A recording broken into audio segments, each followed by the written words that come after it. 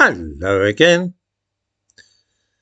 We have in recent years become obsessed with the idea that guns are very dangerous things and that access to them must be reduced to an absolute minimum.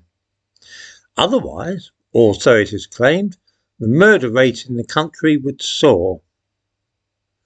There is far more to this modern idea than meets the eye, because when guns were all over the place, very few were ever used for shooting anybody.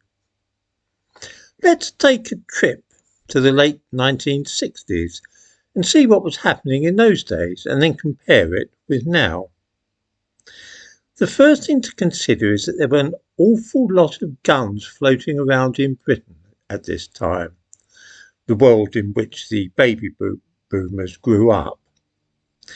Let me give a few examples.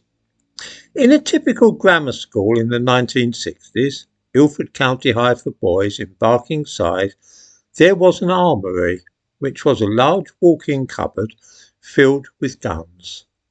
This was because there was a combined cadet force operating at the school. There were in that armoury 303 rifles, along with smaller calibre 22s. There were also, almost unbelievably, machine guns. These were 9mm Sten guns dating from the Second World War. Sixth form boys, none older than 18, were responsible for handling these weapons and taking them to the range. The range was a Nissen hut by the playing field, where regular shooting took place. Those schoolboys were responsible for transporting the guns and ammunition to the range and back again, and also for supervising shooting there. Imagine leaving schoolboys in charge of rifles and submachine guns these days. This was a time, though, when there were no restrictions at all on the sale of things like shotguns.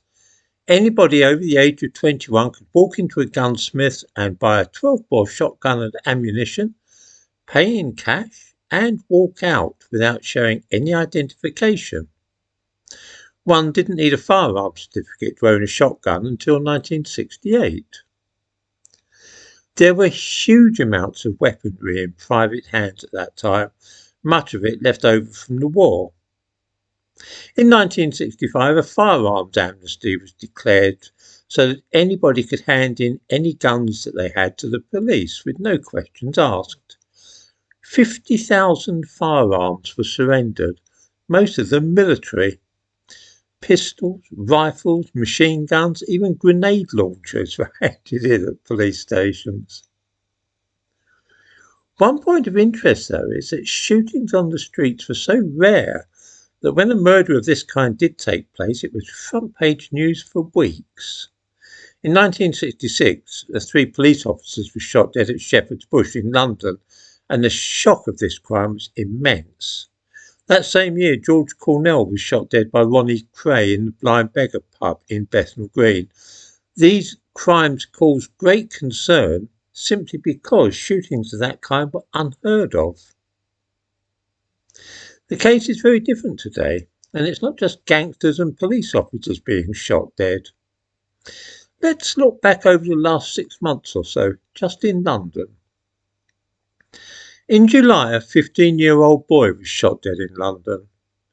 In August, 3 teenagers were shot in South London, and a man was shot dead in another incident.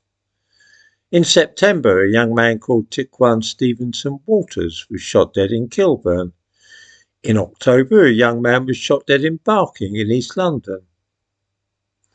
In November, a 30-year-old man was shot dead in Sydenham, and that same month an 8-year-old girl was wounded in a drive-by shooting in London. On December the 14th, a middle-aged woman called Michelle Sadio was shot dead outside a church in the London district of Harlesden. This is by no means a complete list of all the shootings which have taken place in London on the streets over the last 6 months or so. These are just pretty random instances. It's not hard to see the difference between now and the 1960s. Guns are not nearly as easy to lay hands on as they were at that time, and yet the number of shootings has gone through the roof. If anybody wishes to know why, then they might click on the links which I provide to news items about these cases and see if they are able to identify the one thing which all those shootings have in common.